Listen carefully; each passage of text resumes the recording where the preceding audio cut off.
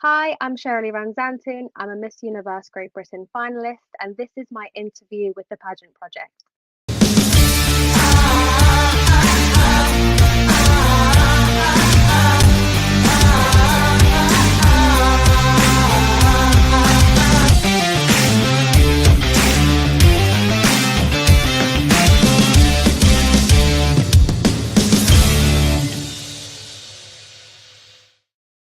Good evening, everyone. It's Adrian from the Pageant Project. My special guest for this evening is Cheraleigh Van Zanten, who is a Miss Universe Great Britain finalist. Cheraleigh, welcome to the show. How are you? I'm good. How are you? I'm doing very well. Now, we're on very late for you guys in GB, so let's try and get through this so you can get some sleep. I guess first things first. How are the nerves leading up to Miss Universe GB? It's not long now, is it? It's what? How long is it? Uh, I think it's 10 days. 10 days now. Yeah, so it's coming very, very quickly. I'm actually not that nervous. The nerves are not kicked in yet. I've actually been quite organized this time, which is a rarity for me. Um, yeah, I think it's going to be nerve-wracking once it gets to next week and I'm like, okay, this is the week. But right now I'm just enjoying all the preparations and yeah. It's a good thing if you're not nervous. I feel like I have to tell you guys because sometimes when you guys aren't nervous, you begin panicking that you're not nervous because it somehow means that you've forgotten something. So it's a good thing that you're not Yeah. nervous. You are not a newbie to pageantry, and I'll get you to go through your pageant experience, your pageant history in a while. But obviously, for those watching at home, one of the reasons I really wanted to chat to you is that you are a mother of a young Mhm. boy, and this is, I believe, the first year that mothers have been able to enter Miss Universe, and I think it's a good move, and I want to get just your thoughts on being able to compete as a mother. How important is that to you? Yeah, so referring back to the question of am I nervous? I think actually what it is, I'm just really grateful that I'm Mm, able to compete because for a very long time I was put on a shelf as somebody that had a child. I had my son quite young. I was 21 and I loved pageants. And I've been a spectator for 5 years now because obviously I couldn't yeah, compete. And you know, watching is enjoyable, but actually competing, it's something that I'm so passionate about. And I actually emailed, so I used to email all the pageant systems, massive emails as to like, why women should be able to enter that have had children. And obviously nobody ever responded to me. But when Miss Universe announced, I know it was nothing to do with my emails and my like cause towards them, but it did feel like a win. Not because I yeah, was going to. I didn't think at the time, oh, I'm going to enter. I just felt happy for other women that didn't have to feel like I did once they had a child. Um, so it means a lot to me competing actually. It means that I can feel like I'm myself. Don't have to feel like you know, the woman that had a child and that's the bracket and the box that I'm in. I'm actually able to be myself because I feel like I wasn't by not being allowed to compete. yeah. I want to ask you. So before Miss Universe made the change, or I think at the time, no, back up. Sorry. So when Miss Universe was contemplating making the change, and I think there was discussion going around the pageant community whether mothers should be allowed to compete in Miss Universe. And I remember talking to a director overseas, and she herself is a mother, a single mother, but now has another partner. And she didn't like the idea of, well, put it this way, not that she didn't like, but she was against the idea of mothers competing in Miss Universe. And the reason she gave, which I thought was interesting, was that she said that she was of the belief that if you had mothers competing, that they would advocate all they would talk about would be their children, their child, Mhm. and their husbands, which I understood to a certain point, but somehow she thought that was completely different to what a typical Miss contestant would be advocating for. And I didn't agree with that. I'm going to get your thoughts on it. I didn't agree with it primarily because I don't see a reason why a young mother coming in, or any mother coming in, I don't think the only part of their identity is their child or their husband. I mean, obviously, it's a huge part, but I also don't see that that's necessarily a disconnect with the Miss contestants, because I'm sure plenty of them are planning to have a child of their own someday. And they're just as able to talk about potentially having a child as you are to advocate for things other than your child. So, just what are your thoughts on that? Because I'd be curious, because you're the mother. So I have had training sessions with a coach, and they said to me that your advocacy fits. You should do motherhood. Mm, And my response back was, I'm doing this so that what I stand for isn't just being a mother. I don't want to go into my interview or talking about my son. It's a part of me, and it's going to be a part of, you know, what I bring, but it's not going to be what I stand for as an entire person. And mm, there's some mothers that, everything they do is their children, and yeah, their social media, their life, what they talk about is their child. But for me, competing is allowing myself to be me and not, having to describe myself as a mother. And I know it's a talking topic because obviously I'm one of the first mothers to yeah. be competing, and that's a really important conversation. I love the inclusion of being able to Mm. compete, but I don't feel like it's everything about myself.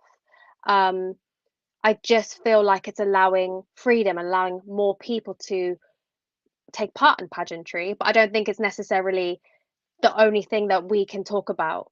I feel Yeah. like saying women are going to come to the pageant that have had children, I think that some mothers should be able to compete in pageantry and not even really have to mention motherhood. Mm. Yeah. Um, so yeah, I think that's my view on it. I think it's a very big part of me, but most women have children, and I don't look at every woman, for example, Beyonce.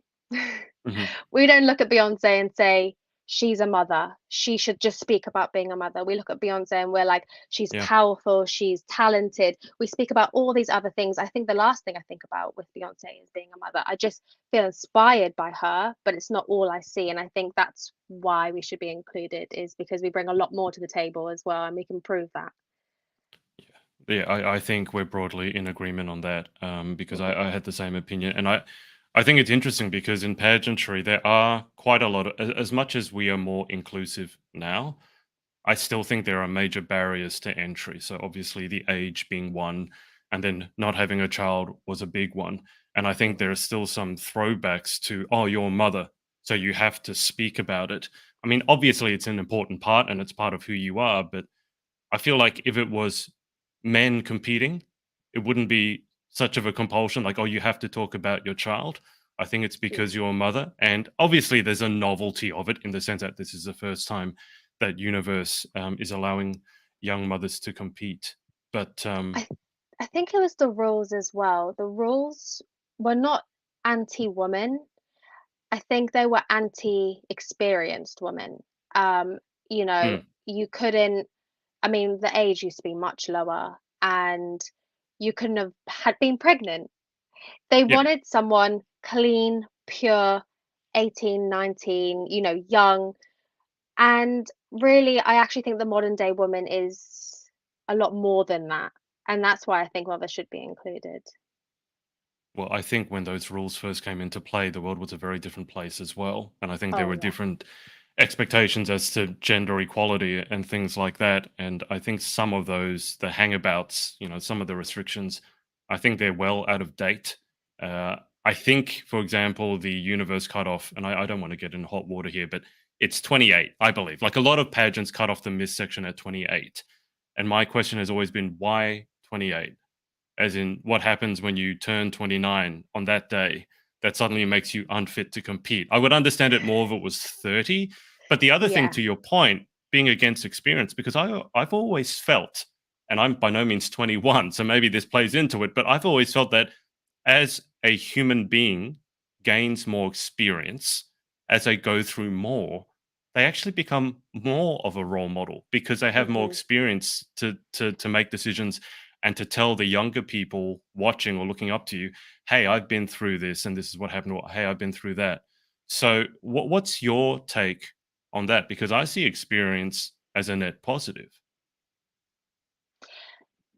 Yeah, 100%. I mean, if I was to think about who my role models have been my whole life, Mm, they've never really been anyone that's like young. They're normally people that have stood for something. And I feel like you can be young and stand for something, but I of think most course. people develop that with age. And, you know, I know myself more now. I, I feel like I bring a lot more to the table than when I Mm, was a lot younger. And I also have a lot of more key skills like empathy, understanding people, communication that I didn't have when I was younger. So I think having life experience is actually really important. And I think it's also, the current Miss Universe, she's right at the end of yeah, the age. yeah, And even her, I think it was her top five question. I think she answered it to do with upping the age limit, and I do think yeah. that's definitely on the cards. Um, yeah, she has experience. You can see how she talks, how she presents herself. That is Mm, life experience. yeah. That maybe I'm not going to put younger people in a bracket, but maybe younger people wouldn't be able to bring to the table. And she is inspiring how she speaks and presents herself. So yeah, I think it is important to have life experience. Well, I think it's not even about putting young people in brackets because I have spoken to 18-year-olds who can outspeak, many 30-year-olds competing. Hmm. But even an 18-year-old who's good at speaking would probably get better with age and would become a complete role model. So no matter how good you are at 13, 16, 18, you're still going to have more experience as you get older. Let me ask you this. So have you ever sat down to think to yourself, if you've ever had a moment's peace, um, how is a Cheraleigh that's competing now different to the Cheraleigh who last competed as a Miss? Different people. I've actually always said it. Um, I wouldn't even be able to think the same thought process. I, to put it into words, when I was younger, I would do certain things, and I can't understand how I would get to that point now because I'm just a different person. I don't even understand my younger self. So we're different people. Yeah, so with competing, I think even just my coping mechanisms, the reasons why I'm doing it as well. Mm, Um, I think when mine was more of what I could get when I was younger, and now it's more, what I can represent, what I can give, and how much I'm going to enjoy the experience. I don't think I actually enjoyed my experiences in pageantry when I was younger. I think I right. actually forced that I was enjoying it because that's how I was meant to feel. But while I was on stage, I remember every time thinking, why am I here? What am I doing? I need to get off. Um, Now I would say I'm more, you know, confident in myself, and it doesn't matter if people don't like me up there. I like myself, and that's what I'm doing it for. So yeah, definitely a different approach. That's a big learning curve right there. Did that happen gradually, or was there a sudden realization that led you to this? Um, I don't know. I think it happens in general life, I think when you're younger, not just to do with pageantry, I think you I wanted everybody to like me when I Mm, was younger. I think there's an element for most young people to try and get people to like you, to be the most liked, to be popular. yeah. Now I'm older, I don't really care how popular I am. It actually matters more to me if I like you. Um, it's not I don't judge myself on other people's views anymore. So I think it's a gradual life that, Mm. thing that's happened to me, not just in pageantry. And again, I don't even think that's necessarily an age thing. I think that's a maturing process. Some people are 50 and still want everybody to like them. Let me ask you this. So often, title holders and contestants are asked to give their younger self advice. And you've just said as your younger self, you wanted everyone to like you.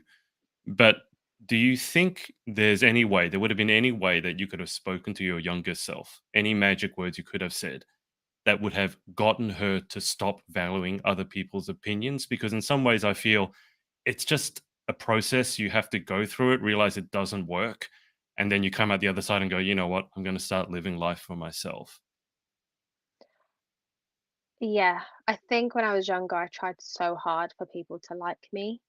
I got bullied when I was at school, and I think that's where it practically stems from. And I remember in every job role I had at university, I think the more I wanted people to like me, the less they liked me because you can kind Yeah, of sense it.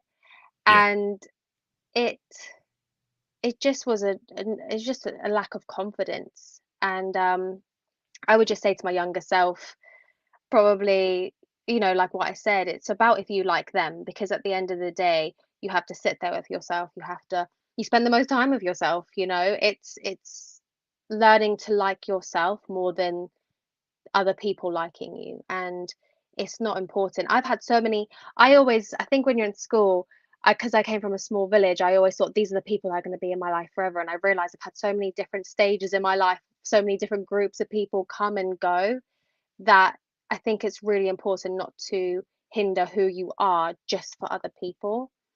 And it's crazy how friends can influence you as well.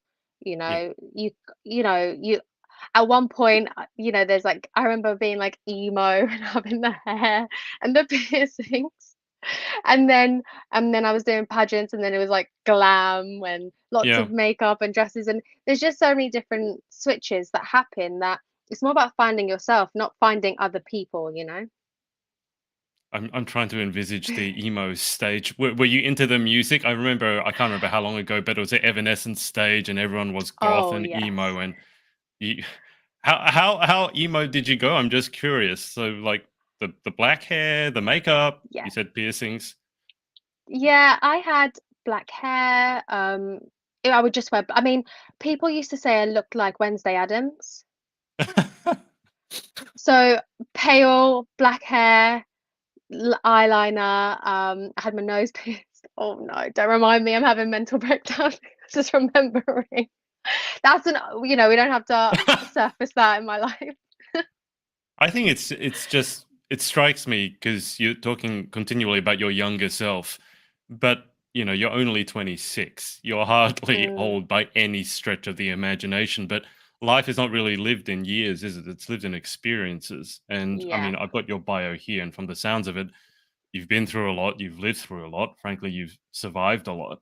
And we'll get into that. But just how does it feel 5 years out of the game, so to speak? You said you're a pageant fan, so I bet you're watching all the pageants happening and going, "Oh, I would have done this, I would have done that, or I like this, I don't like that."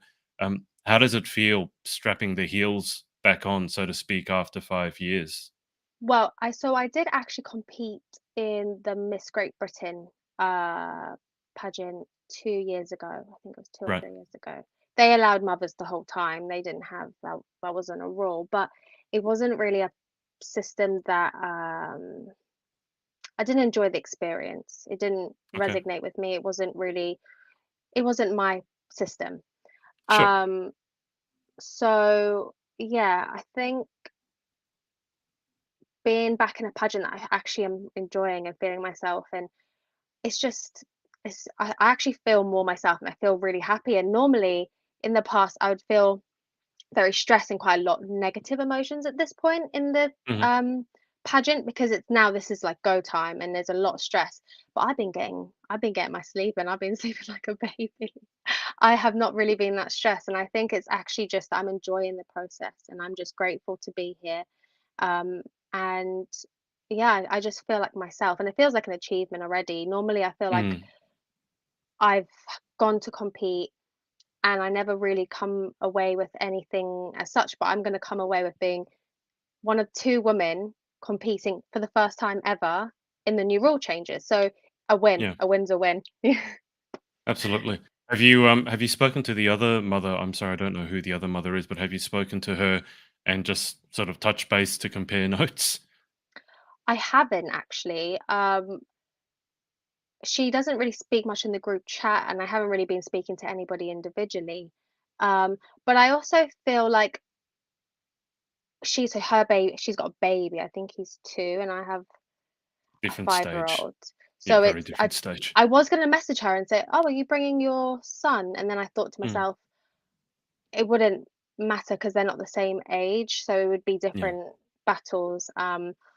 If so yeah, no, we haven't been speaking, but I am excited to get to know her and speak to her because it's just an exciting time. I mean, you mentioned that you've been getting your sleep, so that's going to make everyone instantly jealous because I bet everyone else is frazzled out of their minds and, waking up at 2 or 3 in the morning in a cold sweat because of their gown not arriving yet. What's been the most enjoyable part for you? The most enjoyable part, I think, most of my good friends have come from pageantry. So I competed in Miss England, and I'm still friends with a lot of the girls now. And I think the most enjoyable part is actually speaking to people that get me and Mhm. making new friends. And I know that's such a like it's a cliche answer, isn't it? But pageant girls are a different breed. They're Mm. just they're just different. They're And crazy. me like yeah, exactly. And nobody understands why I do pageants. And yeah, just being able to speak to women that I feel like are on a level and understand me, and it just feels so uplifting. Like we had a training day and I remember just being so uplifted and just Mm. so inspired, and just yeah, I just really enjoyed it. And I think that's the best part, is that I just feel happy being around people that and get me, and we're just having good conversations. And Yeah. yeah, I know I'm going to make a lot of friends and add to Yeah. that pageant sisterhood. It's good when you meet your own brand of crazy. I'm just curious, Mhm. what got you involved in pageantry to begin with? I don't know exactly when you first started and what hooked you. So I started 10 years ago. I think I was 16. And I started with the Miss England system, Hmm. and I won my city at the time. And then went on to the finals. And it was more of a confidence thing. So I had really bad anxiety as a child. Um, and I remember seeing it somewhere. I think maybe someone in my area competed, and it was an online heat. So it wasn't like an in-person, I'm Right. applying straight away for the pageant. It was online, and that was it. So I thought, you know what, I'm gonna take that first step. I'm actually gonna And I Yeah. remember going to Leicester, and they take a picture of you, and I didn't even know how to smile. I used I used to smile like this, like that. And they were like, "You need to smile." So I remember being like, "Is this good enough for you?" It was very uncomfortable. I didn't even know, because of lack of confidence, I think it's hard to Yeah. open yourself, Yeah. Yeah. And I didn't make that heat, but they put me into Miss Norwich, the city I'm from, and I won that, and then went to the finals. And it was just all the opportunities that the competition gave me. I mean, I competed again after that in 2017, and I went to Sri Lanka. We toured the whole of Sri Lanka, Wow. promoting tourism there, and it was just an experience that was so. I know I'll never get to experience something that again, and it just got me the bug of, yeah, I don't it's just something really special to me. Like nobody will experience what I've experienced Mm. unless they do pageants. And that's why I just keep coming back for more. It's so funny that smile that you first put on. That's the kind of smile that someone gives you. It's like the smile your mum gives you when she's really not happy with what you're doing and you know she's going to tear you a new one. It's like a I'm not happy at all. So I don't know how that went. I Um, did not look happy. but wow, 10 years. Can you believe it's been, because you're only 26. 10 years is a Hmm. significant chunk of your life. Yes. And I think I came top 15, and that's also I was like, right, I'm gonna get higher. And then I got top 5, Mm, and then I got pregnant, and then I couldn't compete anymore. So yeah, I think the bug is just I keep doing better. And I think when you keep improving, like, why not keep going as well? of course. Have you given any thought to what happens in 10 days' time if you're crowned the new Miss Universe Great Britain? then you have to compete, or you get the privilege of representing your country at the biggest pageant in the world by far. Has your mind, has your thought process gone that far? Yeah, I think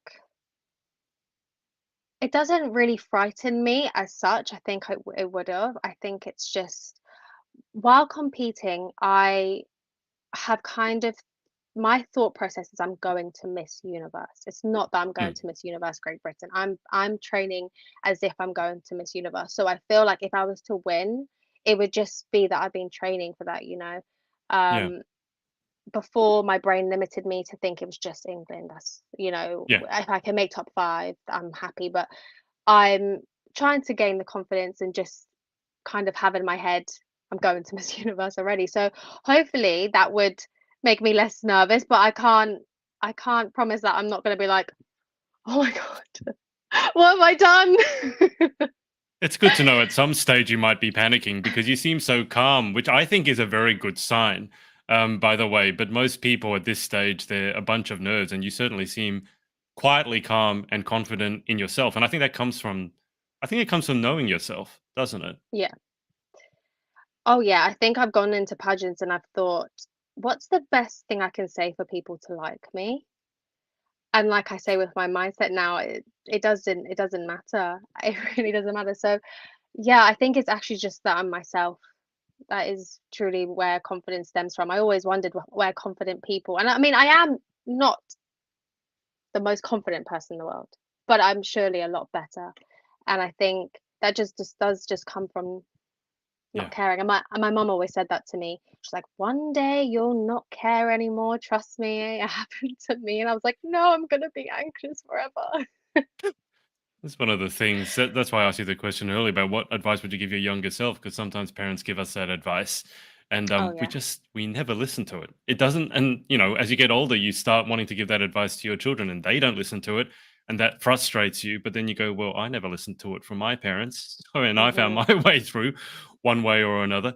But let me ask you. So I don't particularly like this interview question because in pageants I often ask you like, what are three words to describe yourself? Or how would your best friends describe yourself? But I'm just curious, given the process of like self-discovery or self-development that you seem to have gone through, and you've come out the other side and you're more confident and being the best version of yourself now, what words would you use to describe yourself as in your character? my character. I would say I am.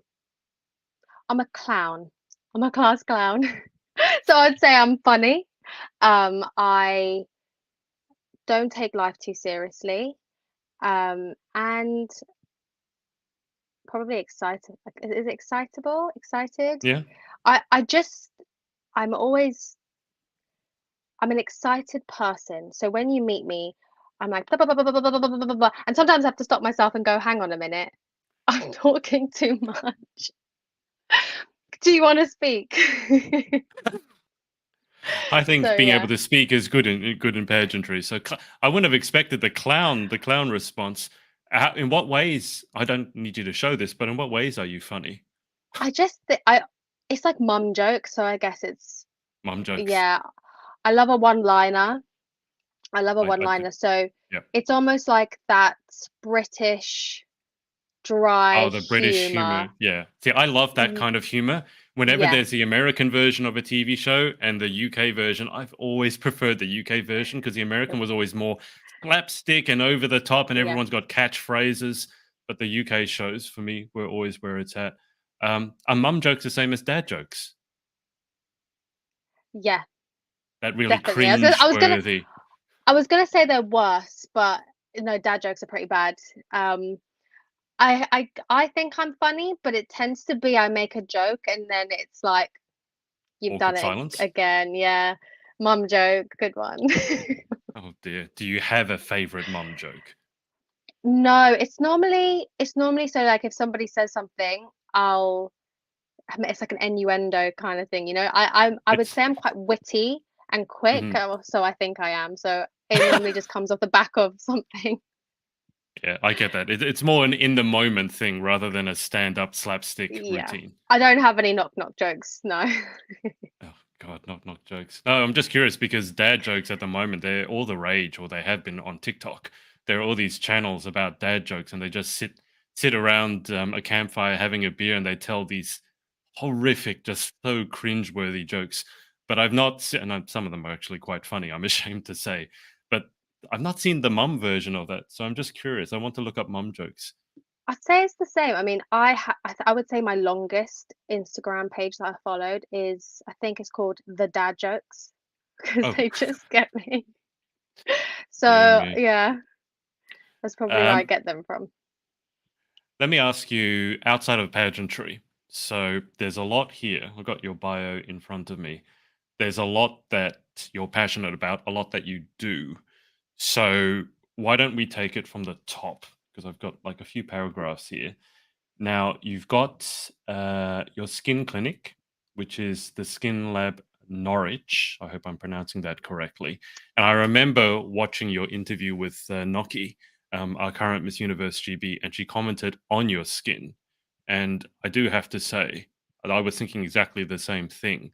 Because even though it's almost midnight for you, I don't know if it's the lighting or what. I don't think it is the lighting, but I've got a mirror. I'm like, I'm just looking let's at do it going, it's so like perfect. It's not it's I'm really jealous as a guy that you can have skin that's just so I mean, was that always the case for you, or did you have to learn how to take care of it? And if you did learn, please tell me because I have no idea. I've just started trying to take care of my skin with like moisturize and scrub, and I have no idea because I'm a dude. But the skin journey, just I'm jealous. Please explain. So I would say I had really good skin throughout my whole teens. I never really had a problem. And then I had my son, and then your hormones a lot, it just changes a lot of the time. Mm, And they never really went back to normal. So I started getting hormonal acne. And I went to see a dermatologist. They basically tried to put me on, oh, my voice. Sorry about that. It's because it's late. It's like, oh, my body's starting to shut down. Um, it they tried to put me on medication, which I didn't really want to do because there's side effects. yeah. Um, so I started self-teaching myself how to cure my skin, and my skin got a lot better actually. It's more internally, drinking water, the foods you eat, and then kind of sorting out my skin routine, making sure that there's not certain products in my skin routine, and making sure that I'm using certain um, products as well, like acids, which I wasn't using before, Mhm, and not exfoliating my skin. The worst thing is, I don't know if you have it where you are, but it's called St. Ives apricot scrub, mhm. and it's the worst thing that you can use on your skin. And I feel like when you've got acne or buildup or whatever, you feel like scrubbing everything away, Yeah, yeah. and it just makes your skin even worse. And that's what I was doing. I was over exfoliating. So I think it was just educating myself. And then I realized that there was nothing where I am that actually helped people with their skin health as opposed to just giving medication. So I filled that gap by basically studying and making it into a career. Um, and my Okay. skin got better. And I use all the treatments on myself. So I feel like Um, I feel like that's people think great. You I'm can claim it lying. as a tax deduction. You can claim it just for work. No, Just back I up to the Saint I need to hit the Saint Ives apricot scrub because we do have mhm. that here, and it's very cheap where I'm at. But why is that bad for you? Is it just the over exfoliation, or is there something particular with that product? So it's over exfoliation. Your skin Right. basically has like a mantle, like an acid mantle, and it's very delicate. And if you're scrubbing, you're kind of scrubbing your skin's protection away, Yeah. and then it allows bacteria to get in. You make micro tears. It wreaks havoc on your skin. So I always tell people, the first thing is, are you using a physical exfoliant? And if they are, then it's just there's chemical exfoliants.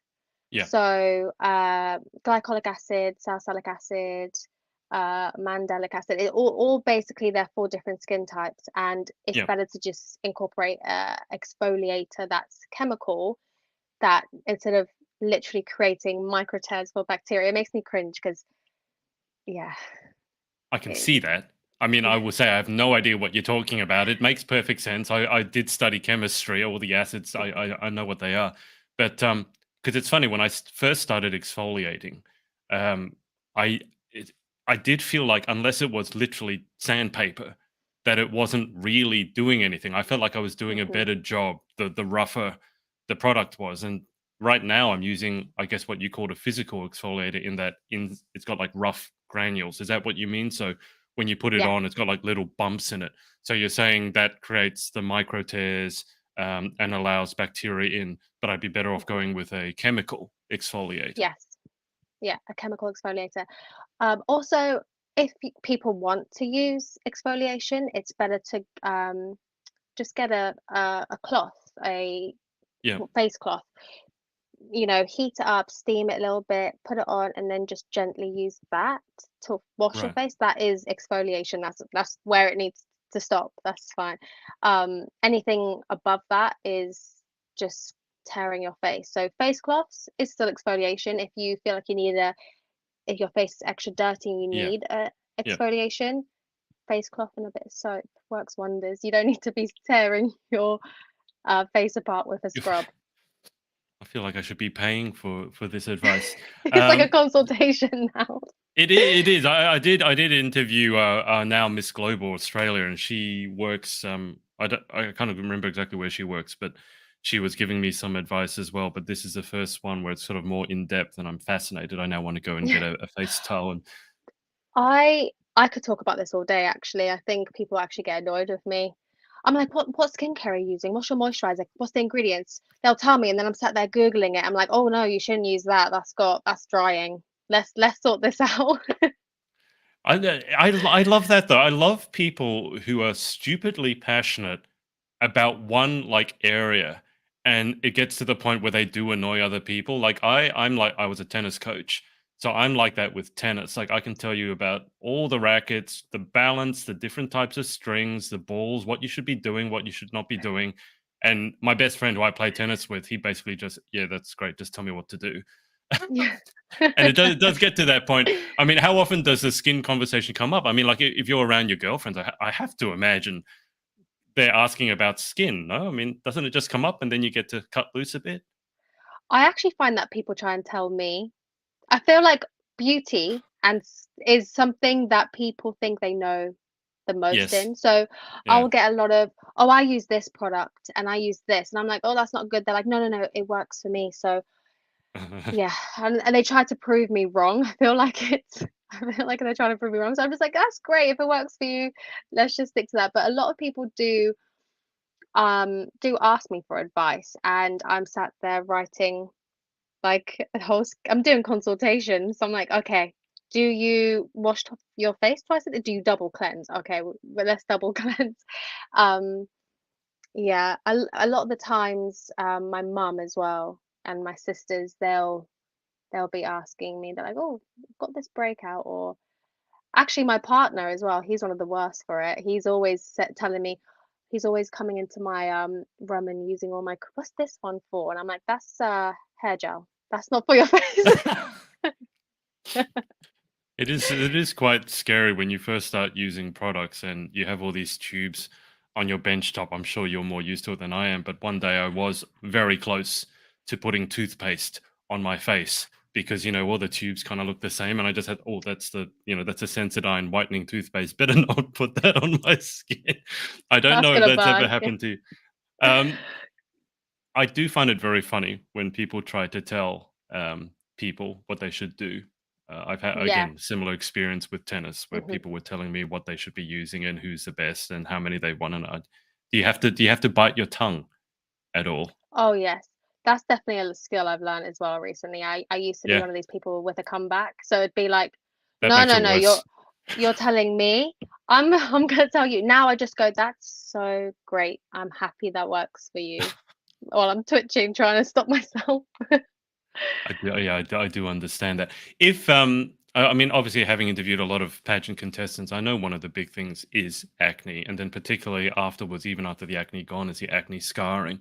If someone out there is struggling with bad acne, uh, what sort of how if they come to see you, what's the sort of procedure? Because I'm going to assume, and correct me if I'm wrong, it does have to be tailored to the individual. I'm assuming there's not just one size fits all. If you have acne, do this and it will go away. So, in terms of what the process is, if they come to see you, what are the steps they go through at a consult? I suppose. So yeah, so I do a consultation with every new client to kind of understand the needs. If they have acne, I kind of ask them, you know, their hormones, if they're on the pill, what their Yeah. diet's like. Sometimes people, we get down to the bottom of it and they're using a protein powder and they weren't using a protein powder before, and that can trigger it. Hmm.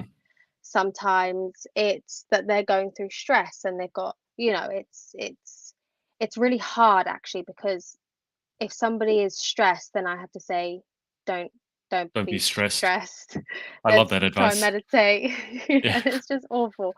But I've had quite a few clients actually come back to me and say that the process and all the recommendations and the consultation, that nothing has worked and that their skin is clearer. And I think my number one tip is, oh, I don't know, do I have a number one tip? I was about to say that with confidence. A I've lot got of so tips. many tips. What about a top But three tips? If one is too difficult, what about like a top two or top three? so my top tip is to keep it pretty basic. A lot of Hmm. people get acne and they just product, product, product. So yeah, to keep it basic, just to wash, cream, and to have a treatment like an acid Hmm. that's suited to their skin. Also, it's to I would say so when people get acne, let's say it's to do with hormonal acne, I Yeah. would say to get a treatment the week before they suspect they're going to get hormonal acne. Right. Okay. Because that's what I did, and that really helped my skin. So just from experience, I mean, maybe not for everybody, but just a top tip from my experience is that if you feel like you're going to have a breakout, and some people, the breakouts are on a regular monthly Sure. basis, Yeah. just to get it done the week before. And also, yeah, probably to use a chemical exfoliant. A lot of people are too scared to use a chemical exfoliant. They think Yeah. that, oh, yeah, that one, I just remembered my other one. People with oily skin tend to be people that have acne. I have dry Yeah. skin, I still got it, but they tend to have oily skin. So, what people with oily skin do is they go, can't use oils. I have to dry my skin out. I use Yeah. tea tree. That means that your skin barrier is so compromised that you're going to get acne just from that alone anyway, even if it's not the reason for the acne that you're already having. You're going to Right. create more, and it's just this vicious cycle of trying to dry your skin out. Is to use an oil, because oil cleans oil. So an Yeah. oil cleanser will absorb more oil. So yeah, I think, oh, I could talk all day actually. I've got many tips. I've set you off. I mean, I have questions, but I mean, they're just for myself, for my own interest. So I won't go into them now because I feel like I'll be having a consult here. I feel like I should pay for it. I mean, have you given any? You should become a pageant sponsor. No, that's what you Do should you know do. That's what I should do. Do you know, I think a judge for Miss Universe Great Britain is a doctor. I think he has a skin clinic. Yeah, I'm not sure if he's going to be for this year, but um, his name's Dr. Vincent Wong, I think. I've heard that name. And Yeah, yeah, he's pretty big. So I think I'd probably just be like, hi, at the end of the pageant, like, can we chat? Let's talk skin. I think you S- should. I think that'd be a good idea. yes, Because I think as much as again, if he's a doctor, then it's a kind of a different background. Obviously, doctors have years and years yes. and years of training at a tertiary institution. But you being a pageant girl yourself, there's just ins and outs that pageant girls need to know that no guy or no woman who's never been through a pageant would ever know. So I think becoming a pageant sponsor is something that would suit you very, very Yeah. well, and you'd never stop talking because all the girls would have questions, and it'd just be like setting Oh, you I'd off. love that. Oh my gosh. Yeah, I would love that. I'm actually I'm too am I too old next year? I might compete next year, Oh, but after that, pageant sponsor. Yeah, because I'm 27 next month.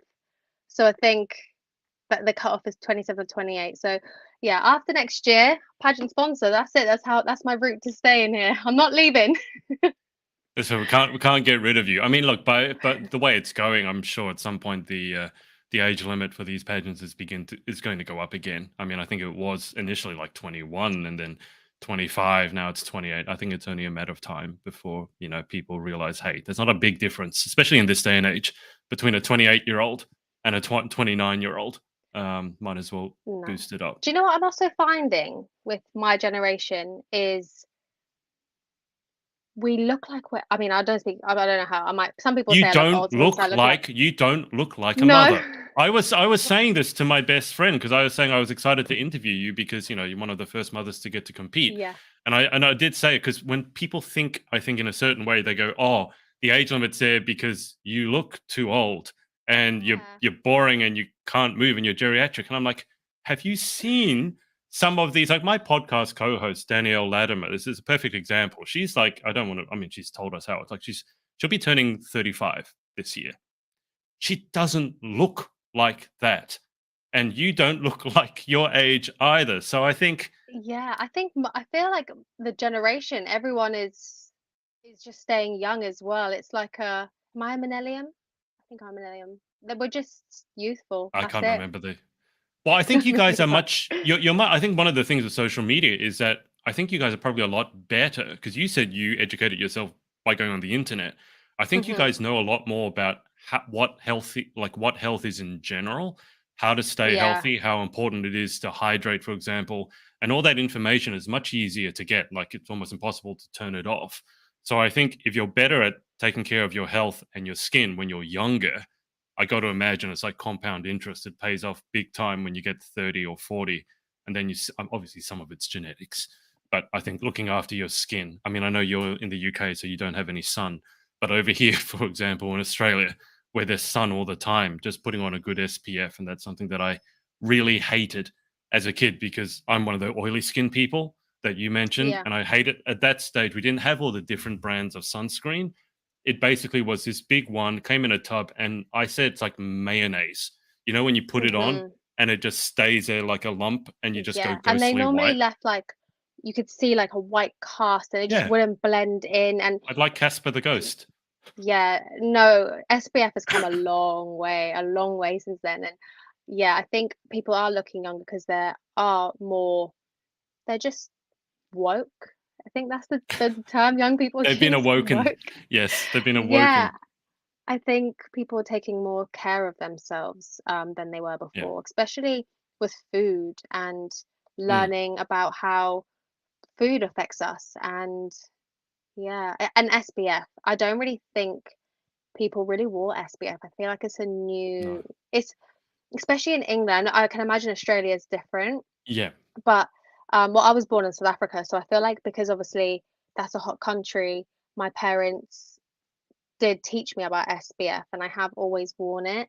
But I feel like in England, it wasn't particularly something that was common until now, where I think there's an obsession with SPF. I mean, Yeah.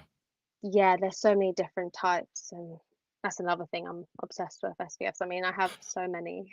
I have like powder ones to top up with. Yeah. What is your opinion? Because this almost became a meme for myself when I would see UK girls, pageant girls, go somewhere hot and they didn't seem to put on any SPF and they would go bright red lobster, um, and they would begin peeling and it just looked absolutely terrible. Does that trigger you at all when people are going out into the sun without SPF and then get burnt to a crisp? I think we've all made mistakes with the sun. I think sometimes we can, I'm trying, I don't want to be judgmental because I've been there. I think we've all made mistakes and we don't really understand UV. I think the problem is in England, we don't understand UV. So That's fair. um I recently went to Tenerife Hmm. and it was cold. It was quite windy. So I'm an educated person in this area, but I didn't reapply my sun cream because it was cloudy and I did burn. And I was like, oh my God, nobody can see me because this is not what I stand for. Um, but yeah, it does make me cringe, especially when people are repetitively going in the Yeah, sun, burning and again and saying, again and that's again. fine. Yeah, It's gonna go to a nice brown. And it's like you can go brown wearing SPF. It just takes a yeah. longer time. Um, you don't have to risk skin cancer. And there's a statistic, and I think it's if you burn 5 times, which most children do, Mm, um, so in your childhood, if you burn 5 times, you're 80% more likely to get skin cancer. yeah. Um, I've heard and something I'm similar to sure, that. yeah, and I'm sure some women have burned 5 times this year. So Yeah. it's just not worth it. And there's some really great fake tans. But Mm. obviously, that's something that you being in Australia, that has the highest skin cancer rates. Yeah. No, it was really drilled into us. Even when I was back in primary school, we had a public ad going around on TV called Slip, Slop, Slap. I think it's since been expanded, but slip, I think it was slip on a shirt, slop on the sunscreen, and then slap on a hat. So it was drilled into it. Hmm. And the fact that I can remember it 30 years later speaks volumes to how effective it was, Yes, because we also had an ozone hole quite next to us.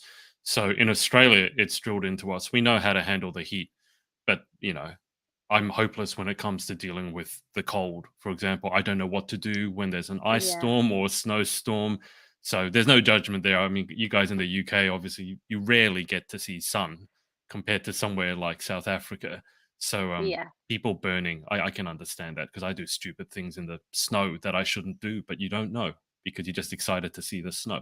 So That's true. Yeah, I think to be fair, I think Brits don't know what to do in the snow or the sun. We're just I, and I and do. to, and all we do is complain about weather. So it's very fitting. It's funny because you say that, and I remember when I was over in the UK, because my partner at the time was over in the UK, so I was visiting, and I had to catch a train everywhere because I didn't have a car. And it struck me that the train stopped when it was too hot, the train stopped when it was too cold, the train stopped when it was too wet, and it was just, hang on, this thing is on rails. And I'm like, Hmm. what? I couldn't understand it. It just seemed to stop all the time. And then, as you said, it's too hot, it's too cold. Um, I Yeah, I don't mean, know. don't talk about snow. Everything shuts down. People are like piling toilet rolls. They're like, we're on lockdown again just from the snow. Yeah, it's and I sometimes think every year I'm like, surely we're gonna have learnt this year how to live with snow. But every year it shocks everyone that it snows in England. So I don't know. After how many years of living with the UK weather, I guess if you haven't learned by now, you're probably never going to learn. I did want to ask you about some of the other things. Now, you are strong. I'm just reading off your bio. You're a strong campaigner against domestic violence, having yourself been a victim. So, in terms of your advocacy for that, I mean, obviously, I don't need you to or want you to go into the details of it, but mhm. tell the audience watching or listening more about your reasons for advocating against that and what you're doing in that journey. So yeah, I went through a domestic violence case probably about 7 years ago.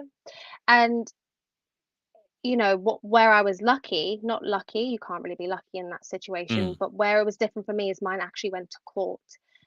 Most women don't come forward because it never reaches that point because we're not listened to. It's yeah. normally just put down to being, oh, it's a domestic situation. Um, but I was lucky enough that mine actually went to court. So I was able to go through the whole court system.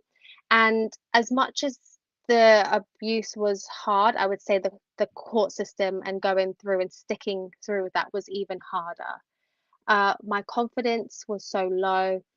I kind of felt like damaged goods, not good enough. Uh, that people viewed me as damaged. If you said Mm, that, it's kind of a taboo topic as well, talking about domestic violence. It's almost like just ignored.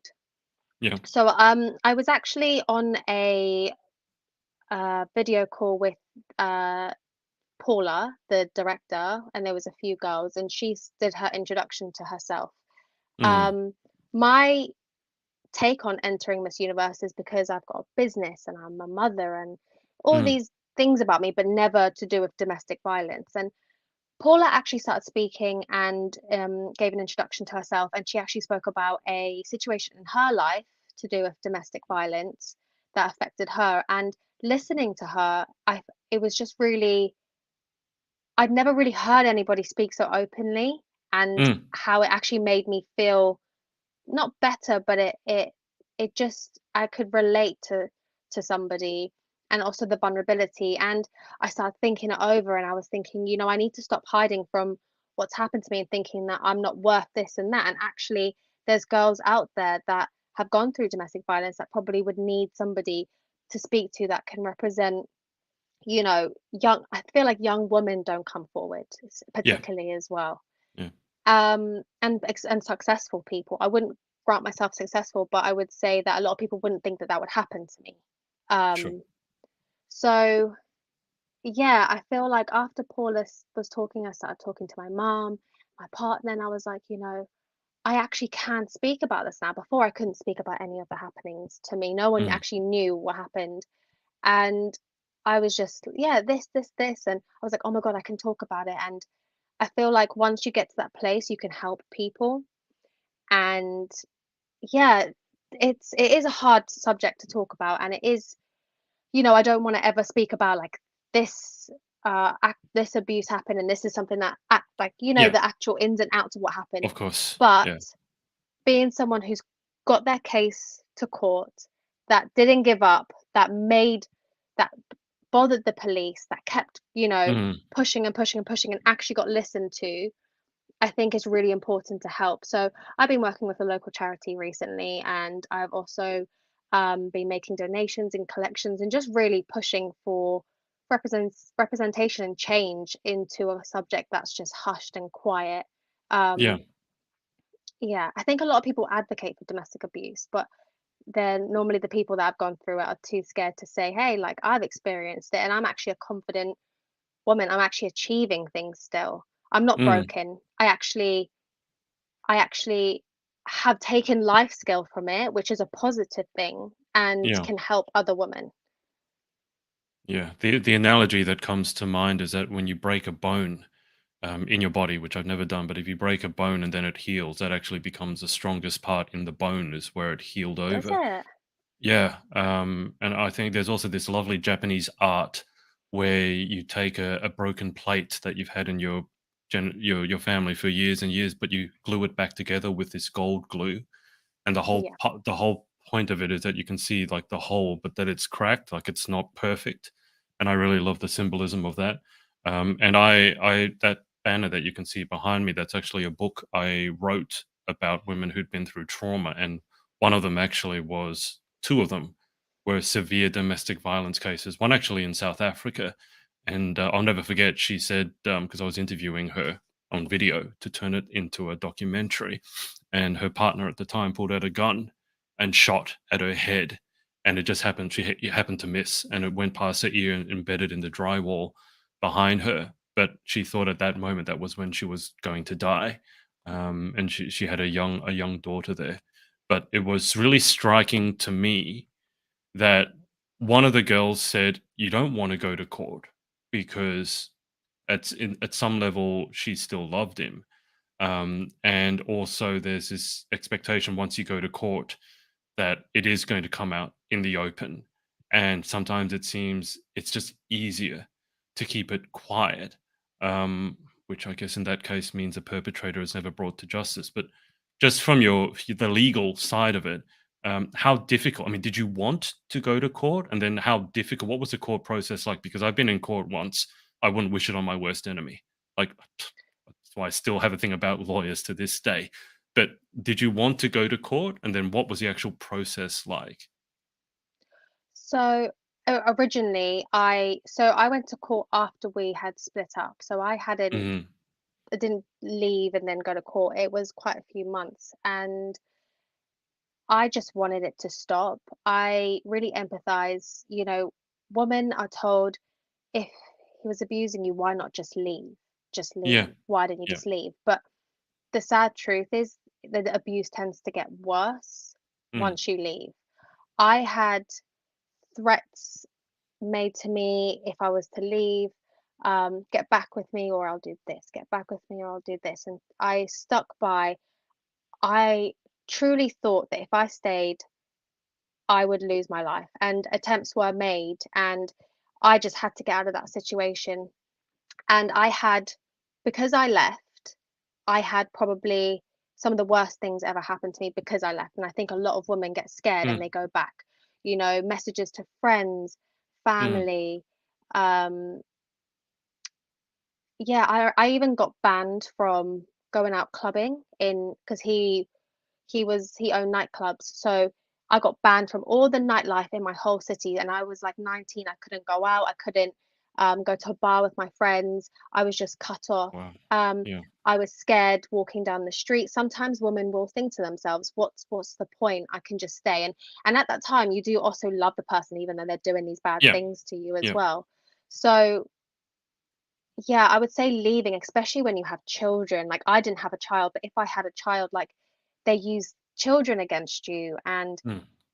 I would say the gaslighting is worse when you leave. So, and with wanting to go to court, I didn't want to go to court. I just wanted the situation to stop. Got it. And that was the only thing that I could do. But I always thought it wasn't bad. So the actual abuse, I was like, kind of didn't bring my head around it, but I wanted Mm. the current thing to stop. And then when I started doing interviews with the police and saying, well, he tried to do this and he tried to do that, they were Mm. shocked. They said it was the longest statement that they've ever taken. Um, Wow. Okay. and it went on for such a long time. With the court process, I would actually, a lot of women don't realize, and this is what I was really scared, but I didn't actually have to go into court. Um, Okay. you have somebody represent you. I don't know if it's the case for all women. I Sure. don't know much about that, but for me, I had somebody represent me and go for me, and they just gave me the feedback. It was the charity that I'm currently fundraising for, Wow. Okay. Leeways. Yep. So yeah, that was really good, and I think that's so. If I had more insight to that, I probably would have wanted to go to court a lot sooner. Than thinking I'm going to have to be face to face and give a statement and Of be in front course. of Whilst these he's there. people. Yeah. So yeah, I think the hardest part, as I say, is what that person does when you leave. But you Mm. have to get out of the situation no matter what. And it's always going to come. So there's nothing stopping that. And I would say if they threaten with this, that, the other, is Mm. just to keep moving forward and to try and get your case to court. And my biggest advice is even if you don't want to leave. So when people say just leave, I say just document it. If you're not ready to Mm. leave, just make sure that you document it. I had pictures of injuries, which I'm so grateful for because I probably wouldn't have been taken seriously. And I wasn't Right. taking them to document it, I was taking them to see what they look like. Like, I don't know, sometimes I'll take pictures of my makeup just to see how it looks. Yeah. I would Yeah. take a picture of like a bruise, and I remember thinking, I have pictures, and it was one of the biggest things that actually helped me build a case. So my biggest Yeah. advice is to just document it because you might not want to go to court now. You might not want to Mm. do anything about it now, but people don't believe you until you can show in most of these situations, which is really sad. Um, yeah. It's it's I mean, I don't want to use the word fascinating. That's not the right word. But when I was doing my research into the domestic violence field, because of the book and the documentary I was doing, we have certain websites over here, for example, where you can report domestic violence cases. But I'll always remember this. There was a big red button in the top right hand corner of the browser, because if your partner came up behind you, obviously he's not going to be happy if he sees you reporting him. So was a big red button to close the window and delete it from your history, because sometimes also what would happen is they would go through browser history or go through your phone Hmm. history. And you're exactly right that the chance of something bad happening was always worst around the time when the person left. And then the gaslighting, the emotional manipulation it's always what got to me, because they would promise, "Oh, I'll change, just come back, everything will be great," Hmm. and then it will be great for a couple of days or a couple of weeks, and then it happens again, and it's this Yes. repeated cycle. Really, is it very manipulative? Or just keep bringing you and keep bringing, just give you enough to hope for better, and then they go back to the way it was. And it was really frightening for myself as a man to see that, because I don't think most men know what it feels like to be really unsafe, to Yeah. think that, if I do this, I might be killed or Yeah. I might be whatever. And I don't The think men prob understand that. the problem is it starts so early on in women's lives. I never really thought about why I dismissed what was ever happening to me in the Mm, start of it. And I think that's what I feel like people should be taught. Like children should be taught in schools gaslighting. They should yeah. be taught grooming. They should be taught, I don't know Yep. what age, I'm not someone to say what age that's appropriate for, but I do think young people should be taught, you know, the start of abuse because even in when I was little, if a boy was rude to me, I would get told Mm, it's because he likes you. yeah. Yeah. And I We've all had feel that one. like these seeds are planted in your head as a child growing up. Um, that that I think that's the start of it. He's mean because he likes you, and um, I remember being told, yeah, but what did you do? Or, it's just an argument. And that was the start. So I'm talking about like mild, just put downs, Yeah. verbal. And I would say, this is awful. And people say, yeah, but you're quite mouthy, Cheraleigh. You're quite gobby. Mm, Um, and sometimes you think, oh, actually, maybe I caused that problem then. Maybe this was something to do with me. Maybe I shouldn't talk back. And I think that's society now. And I think actually that needs to be undone. I think we need to mm, realize, like, we need to teach young people that gaslighting is not okay. And actually, giving a false persona is a form of grooming. yeah. I believe giving a false narrative on who you are as a person and what's going to be is almost like grooming, and it's manipulation. And I feel like it's overlooked and labeled as a toxic relationship. Yeah. And I don't really believe toxic relationships exist. I believe it's just I think it's abuse. a very overused word. Like, when someone says that, I don't really know what it means, because obviously there are relationships that just aren't meant to be, and they break up. But hopefully, not all relationships end, and you have to hate each other at the Yeah. end. But I think your point is very well taken. That, when you say something that, and it's like, oh well, you might have caused it because you're gobby. And I feel, from my perspective as a man, that we don't get that as much, as in the insinuation that it might have been our fault. And I think Yeah. that actually is very striking. I hadn't really thought about that, and I think it would be very good to teach the kids in school what is abuse. When Yeah. is it abusive? When is it bullying? When is it inappropriate? Because that's Well, very it's not hard to just figure out. physical, yeah.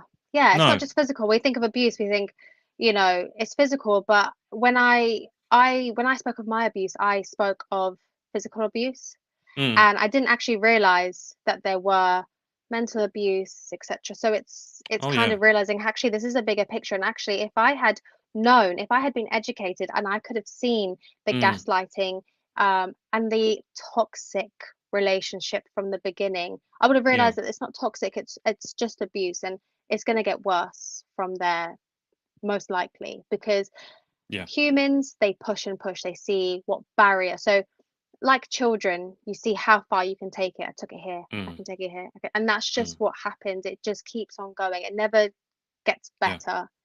And that's Yeah. what women need to learn. I mean, it's not going to get better. It's not going to, it's gaslighting. Well, that's the thing, isn't it? Like, I've been in this field a long time, and I've not really heard ever of a relationship that was domestically violence that ended well. Well, I just haven't. With domestic violence, I remember, because I was volunteering for Lifeline over here, which is a suicide prevention line, and we were taught there were all these different ways of abuse and manipulation. It wasn't just physical; emotional was a big one, but even something like financial. So, for example, Mhm. if you don't do what he says, he takes the credit cards, and then you don't have any money. So you can't buy anything, you can't pay for accommodation, you can't pay for the cab or the Uber. So there were all these different ways that I'd never thought of, sadly, because I have no intention of manipulating anyone, particularly my partner. But it really did open my eyes to just how I don't sometimes I wonder how it can go so wrong. I know Mhm. I know us human beings are deeply flawed, but I remember being on that line one night and I had a call from a young woman. It's anonymous, obviously, but I would guess she was around your age. And she had pulled over to the side of the road. She was trying to get away. She was driving and she was just hysterical because she was worried that, her partner was going to hunt her down, kill her, literally kill her. Like, I can't imagine what that feels like to think that someone's going to hunt you down and kill you. I mean, I've been through unhappiness, I've been through depression, but that fear level that someone Yeah. who you loved and maybe still love to some extent is going to deliberately hunt you down and not only hurt you but kill you. That's I don't those stories are completely terrifying to me. So that charity that you're working with, that sounds amazing. And the fact that you didn't have to sort of go in, not only whether he was there or not, but to kind of justify, because in the courts it can be very rough. Like you put on the stand and you're just grilled and drilled Yeah. and you have to relive the whole thing. And I think that that's very unfair. So Yeah. I'm yeah. glad I didn't have to do that. And yeah, I mean, my statement was incredibly long, and I kept dreading that I'd have to go to court. And Mm, I was just grateful I didn't. And I feel like more women need to know that as well. yeah, There's so many 100%. options as well. And also, like I say, I went to the police, but you also don't have to go to the police to get help. Like the charity that I'm currently fundraising for and that helped Mm, me. They offer so many services that you can just go to a charity. You don't have to take it further if you don't want to at that time. yeah, They have a helpline, they have refuges, so you can, yeah, they'll take you in, and they can find you somewhere that same day. yeah, So it's not that you have to contact them and then wait worryingly, like you can just go and they will yeah, help you. So I think I didn't know that there was help. mm, I didn't know that there was help outside of going to authority. So yeah, that's also why I want to advocate for yeah, this charity in particular in my area, because I feel like women need to know that there's much more options for them than staying yeah, or going to the police. You can get help from agencies, from charities, and they are genuinely going to help you. yeah, yeah. We have similar charities by the sound of it over here in Australia, and unfortunately, a lot of them are overworked and underfunded, Mm, and that just goes to show you how bad the issue is. I will also say, and I don't know if you agree with this, but if you're a friend or family member and you hear about this going on, I think the best thing you can do is just be there for the person and listen. mhm, I think very often it happens too often that we kind of judge and want to provide solutions and say things like, "Oh, you should just mhm. leave. You should have just done this," and that doesn't help because it makes that person then feel more judged, or even worse, makes them feel stupid. Like, "Oh, I should have known Yes. better. I should have done this," and I think that's really unhelpful when it comes to that stage. If you are seriously considering, when you realize that, okay, this is not right, I think what you Yeah. need right then is support and a listening ear, not the judgment.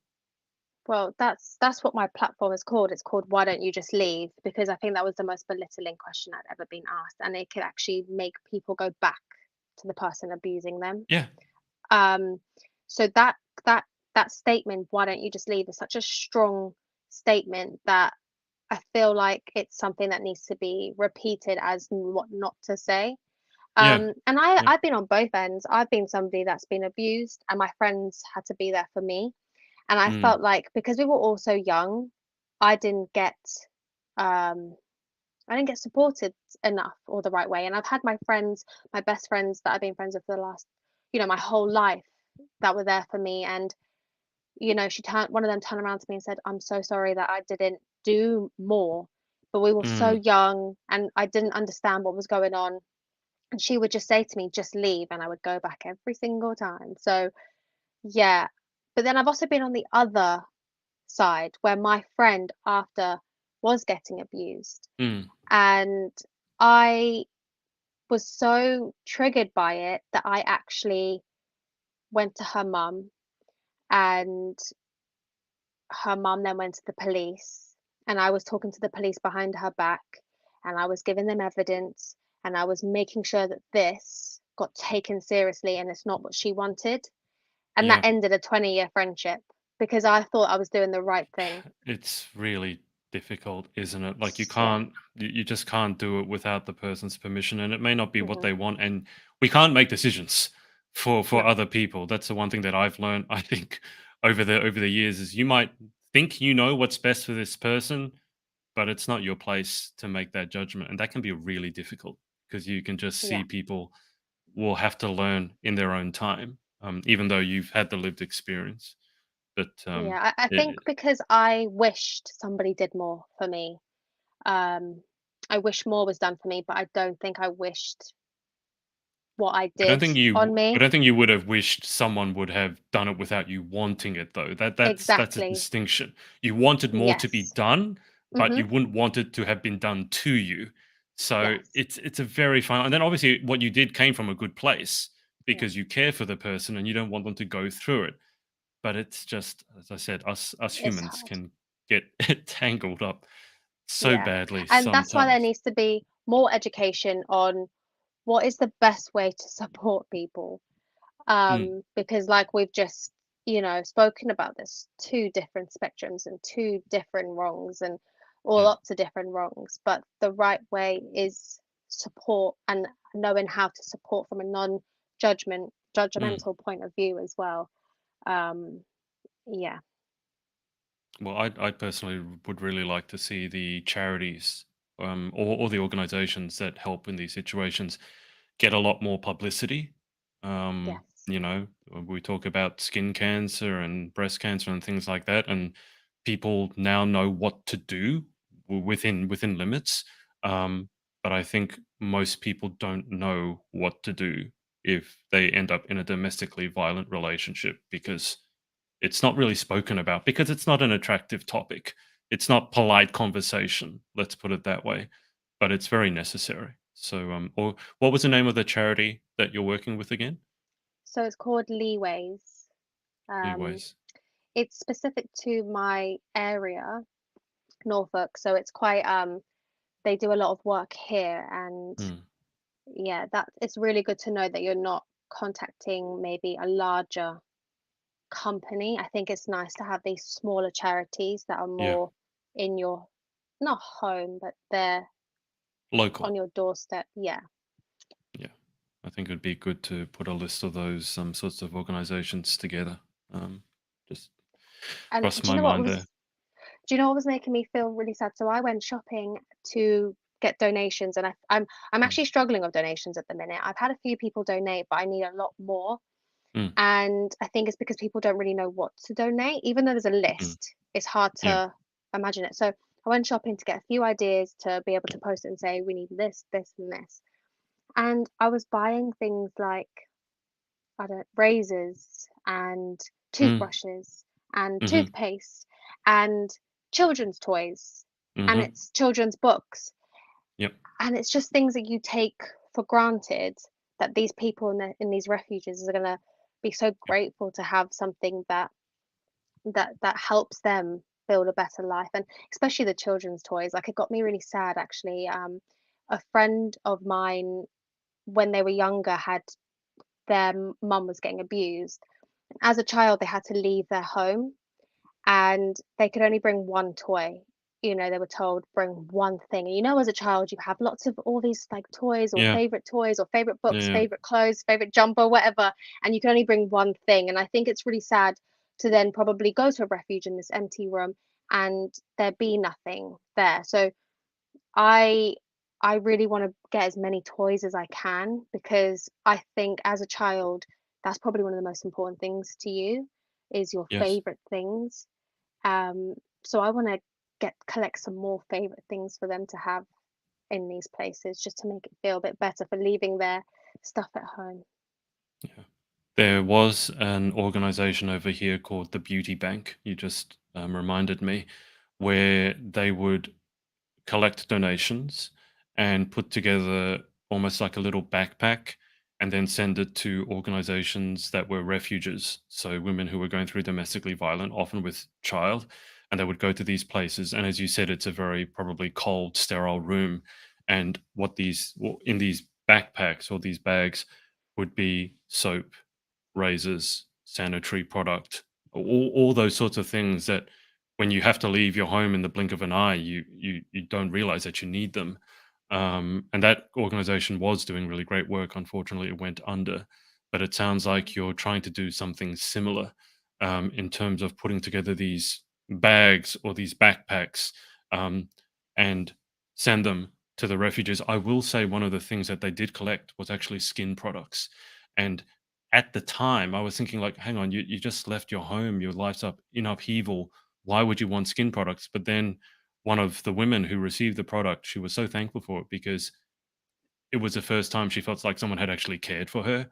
As Mhm. silly as that sounds, because as a woman, you do want to look your best. I mean, we all do, but especially if you're a young woman or woman, you want to feel like you can take care of yourself. And that was the thing in the backpack that struck her the most was just a simple hand cream or a skin cream or something like that. And I Yeah. thought that I still remember that to this day. But as I said, unfortunately, that organization went under. We had a few pageant girls helping out with that, but it's tough financial times as well. So Yeah. donations are difficult to get, but yeah, that's I'd be happy to talk more about that with you, later on if that's applicable, because Mhm. I think that was a really needed resource, and it's not one that's talked about a lot. So, Well, that was what I actually did ask a few people, should I get skincare? Should I get face cream? And mm, the response was, what?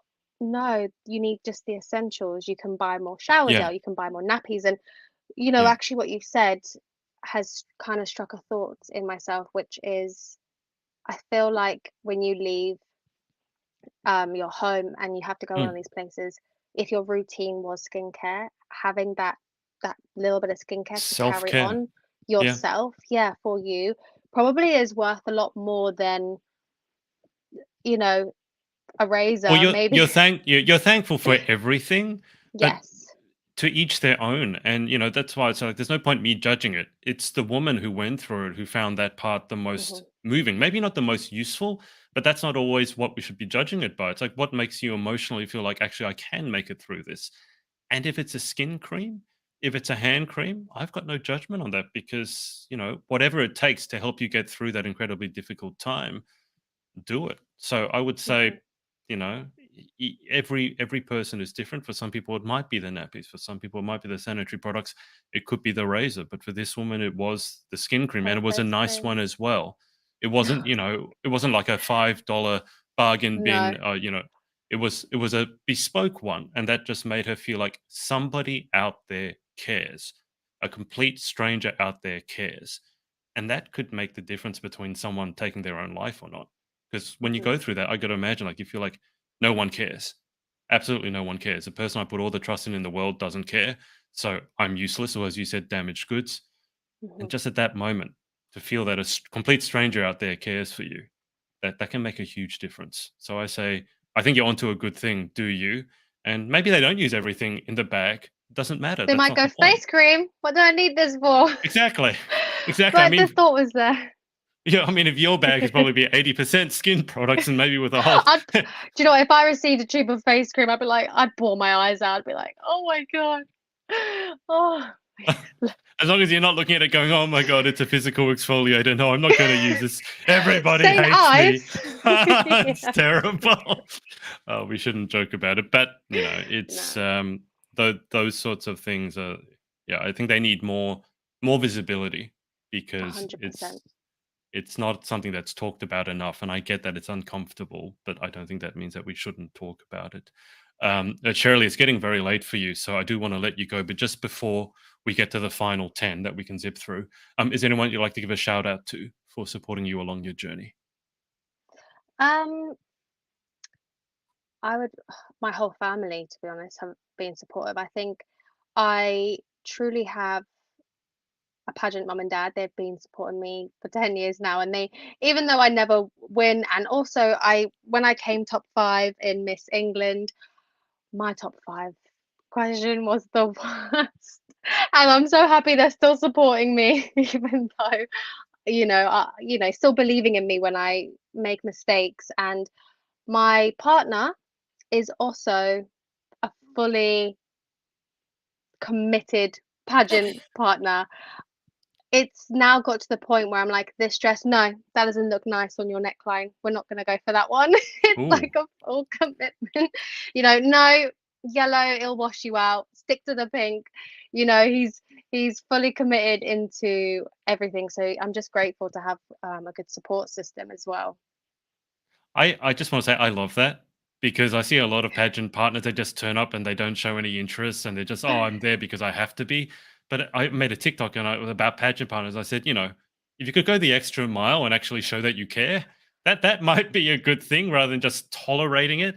But yeah, if you've got someone who's actually brave enough to give you opinions, that's also Oh a yeah. good thing because most guys aren't I even looking. get They go, yep, you look nice. Yeah, that looks fine.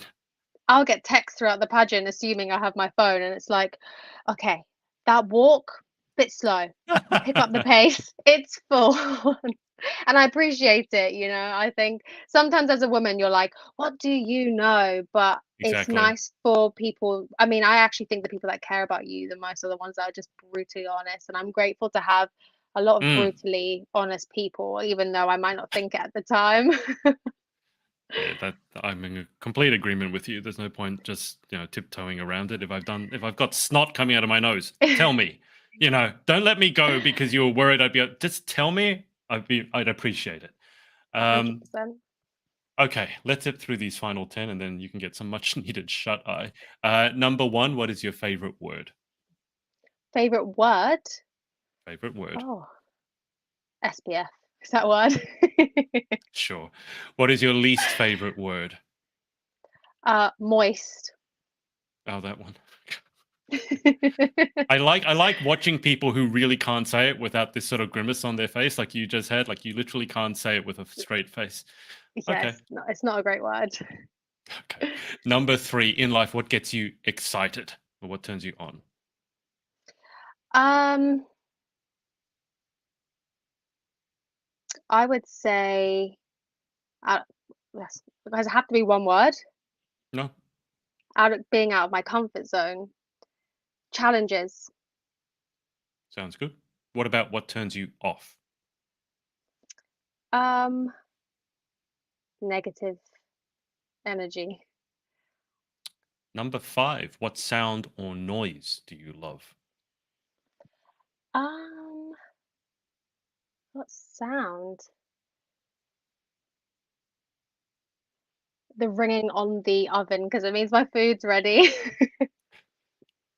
Know how many times I've had the answer to that question be something to do related to food. It's like a Yeah. question about noises, but you guys always find a way to make it about food. Okay, number 6, what sound or noise do you hate? Uh, like